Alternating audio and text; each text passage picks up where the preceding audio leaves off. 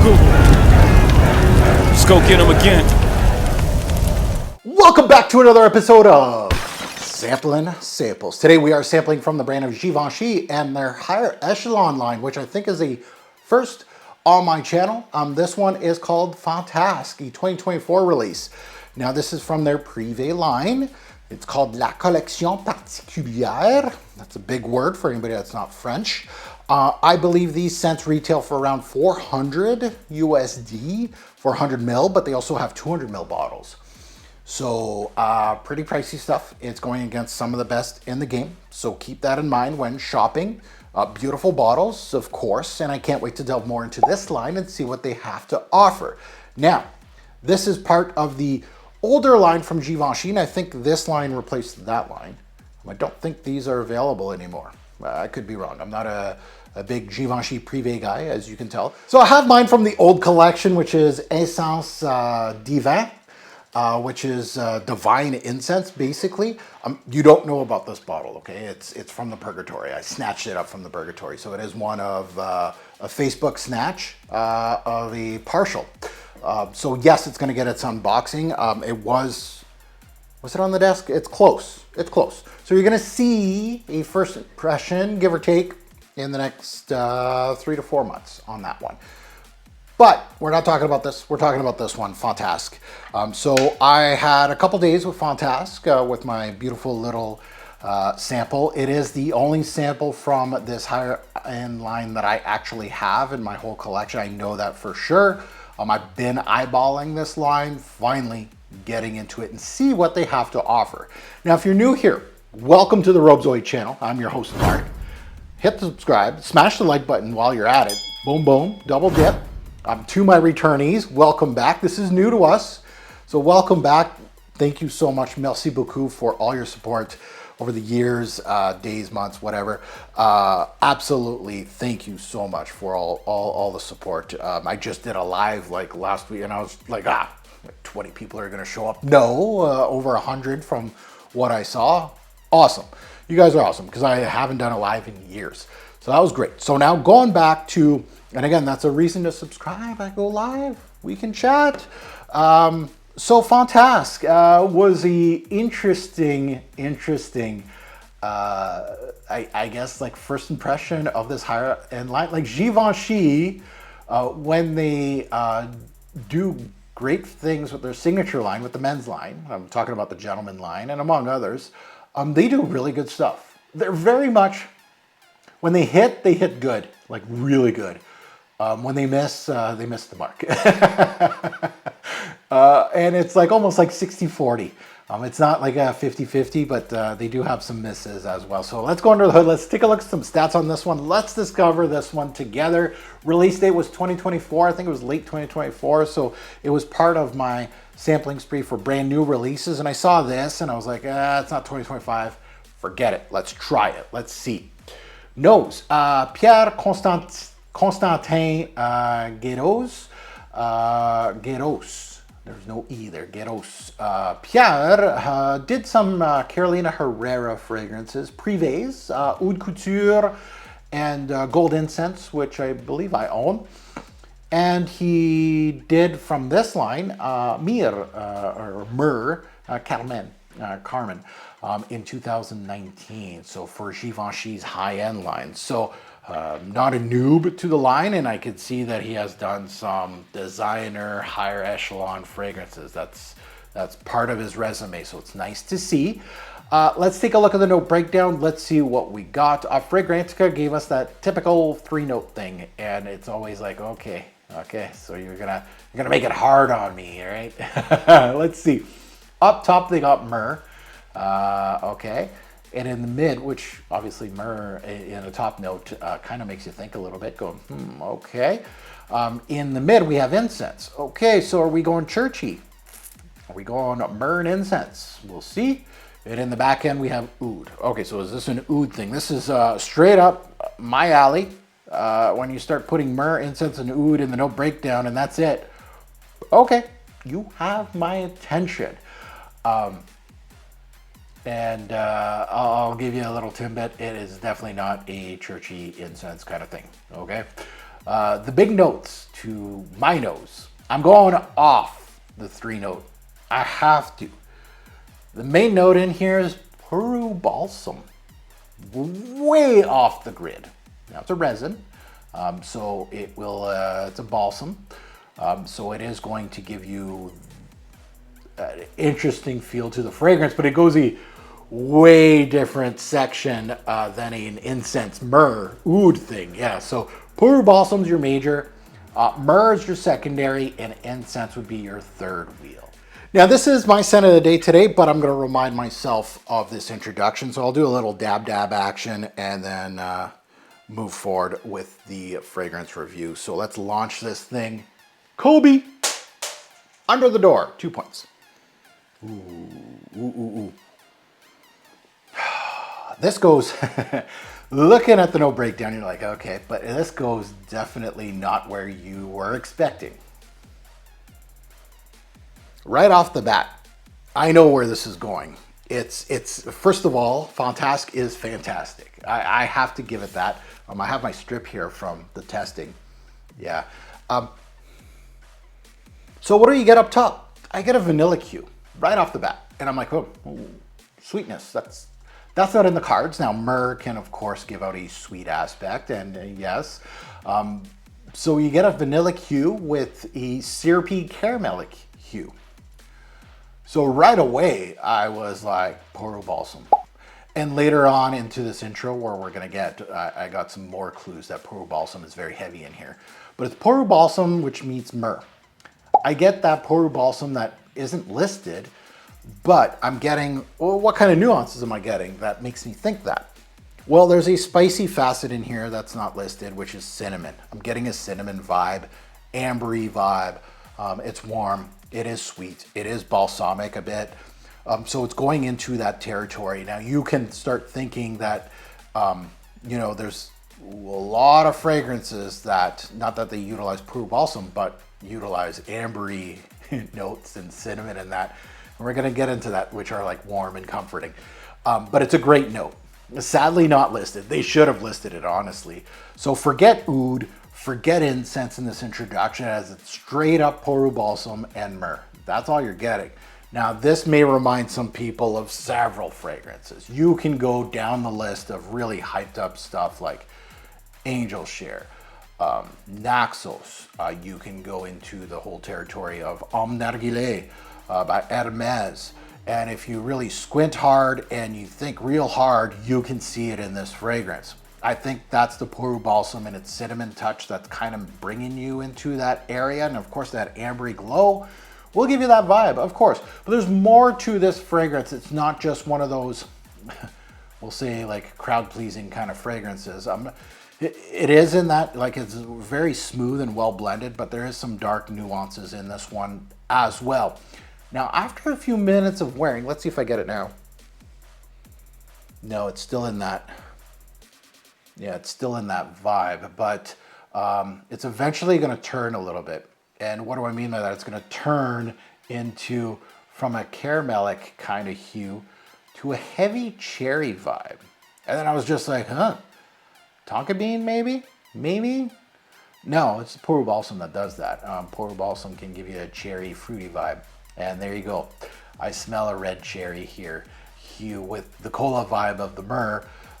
With a little kind of, it kind of went into like, like when I first wore this, I was like, oh, this is like an Homme Narguilé kind of vibe, right? Like cinnamon and ambery glow. And I'm like, okay, like it's nice, it's smooth. And then it goes into Tonka Imperial kind of vibe, like without, of course, the smoothness of the Tonka, the almond and all that. It's just a cherry hue, right?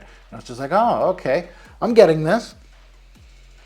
So with the cola hue and the red cherry vibe, you know, the myrrh and of course the PERU Balsam, yeah, I started thinking Dr. Pepper at this point. Now, and it can go a little Tonka Imperial on me here with Homme Narguilé a little bit. So it's really good company. Of course it is. So, well done.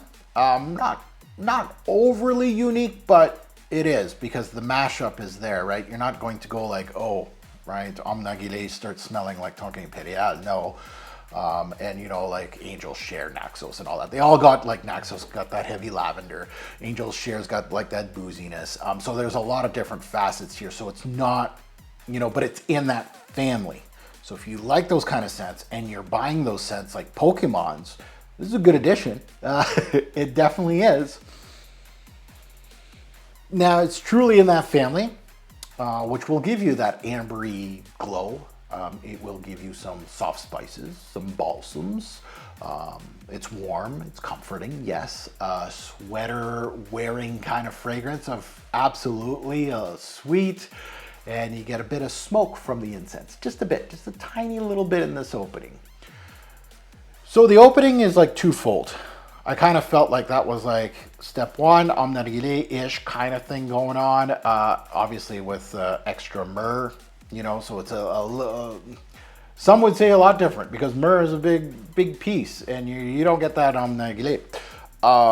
So now that intro's done, now you get into more into the mid. Now you're saying, okay, all right, now that's when the incense and oud shows up, right, Mark?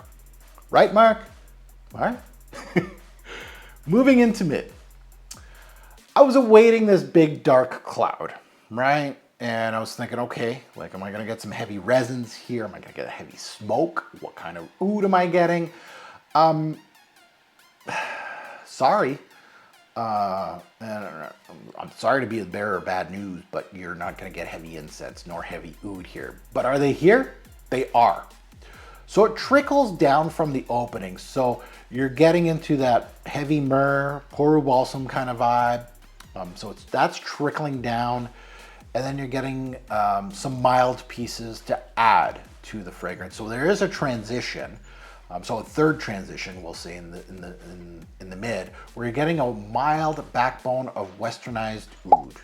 It's dry, it's, you know, dusty, it's woody, that kind of oud. You're not getting barnyard, you're not getting cheesiness, you're not getting three-dimensional oud. This thing is your straightforward, and it's a back end high secondary note, and it's a depth piece.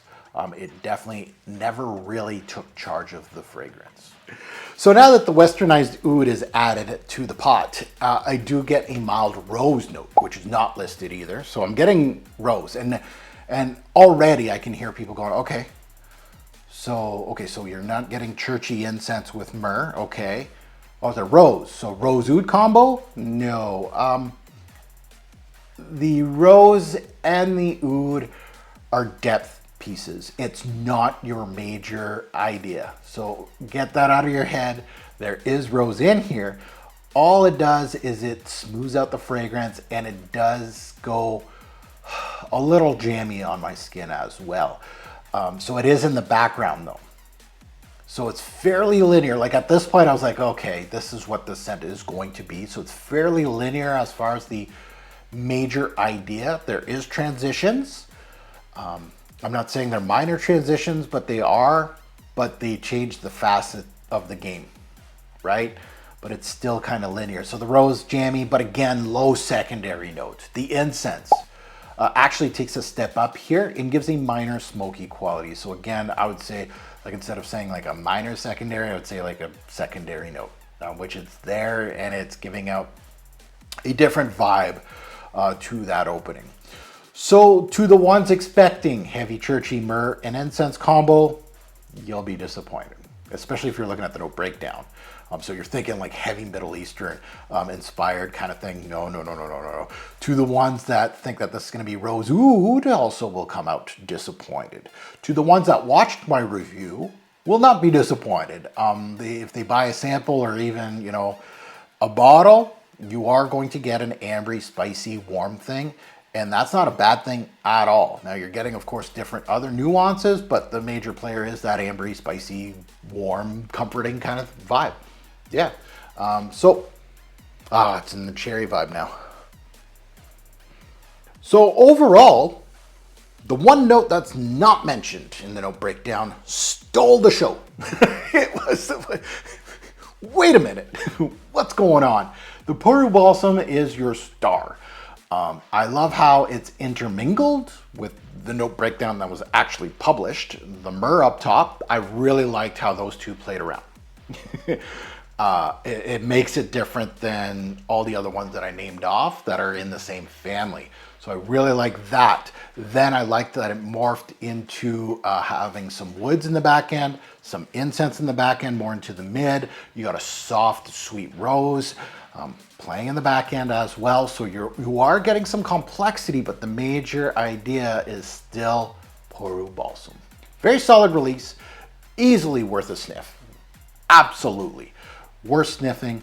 And the strong first impression of this fragrance and the line makes me want to sniff some more from this line. Absolutely. Now, you know, these samples are not cheap.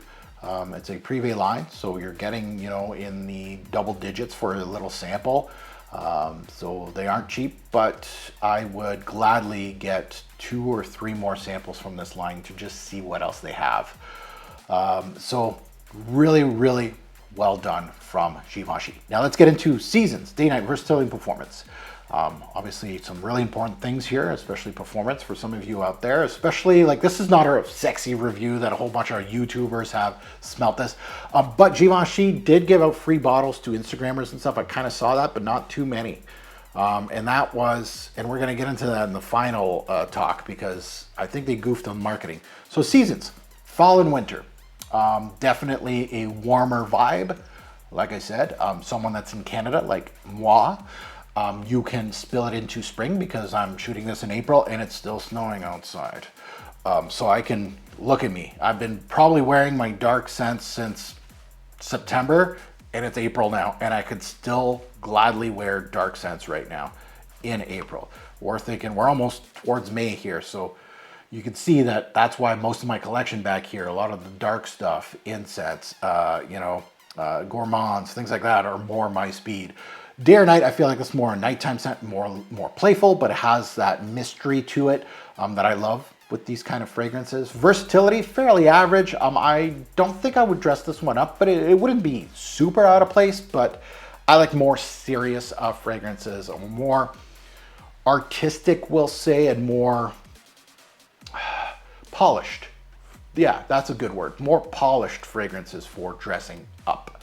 Performance, very good as far as longevity goes. Longevity was 8 to 10 hours. Once it hits that double digit, where most frag heads are happy, I still not a, I'm not a huge fan of 10 plus hours kind of scent profiles. They're okay, but most of the time you don't need a beast mode fragrance, but longevity was good on this one, 8 to 10. The projection, average. It started more intense, obviously with first sprays. It did engulf rooms, but once I started going outside with this thing, it started going more into that average projection kind of deal that, people had to come much closer to me to smell my scent of the day, especially once you start hitting those longer hours, right? The 5-hour mark, the 7-hour mark, and then it's on fumes around 8 or 9. So that's where your average projection goes into play. So on to my final thoughts on this one right here. This really, my couple days with this scent really reminded me of a line that he worked on as well, this Perfume, and it was the Carolina Herrera Confidential line. Gold incense and among others, like I've smelled actually several from that line. So my experience with that line is pretty robust versus this Givenchy line, which is null. It reminded me of that line. Now, what does that mean to you? Like maybe you haven't seen my reviews on the Confidential line. What that means is some of these Prive lines, right? Chanel, Dior, just to name a few, Hermes. These fragrances here really smell highly wearable designer products. And what do I mean by that is that you could easily transfer this into your signature line. And what do I mean by that is the ones that go to more doors. They're a little cheaper, right? It's not a Prive line, but it's more your signature line. These are very easily transferable scents that I don't see. I do see the artistic side of things. And I can't wait to delve into this one right here and just see what they do with the incense. But they feel that they're blended well, that they could go against things like, again, like really popular things like Baby Cat and stuff like that, where you're going, okay, you know, Angel Share in that, like it's a niche product, but it's very mass appealing. And this is where this kind of slots in. So there's no, and again, like I was saying, like an Hermes and a Chanel and some of the Diors where you can smell that it smells like there's an extra gear. There's some class to it. This is just well done. Like it's well blended, great transitions. It smells great, easily wearable. So you're paying a little too much for what you get. Absolutely. But again, it's that kind of product, right? It's a product that you don't need to survive. It's a beauty product.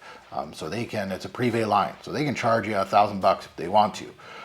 So do I think against some of the more artistic or fragrances, you could probably get this for cheaper, like on Angel Share. Like it's not completely the same. It's definitely not, but it's in the same family.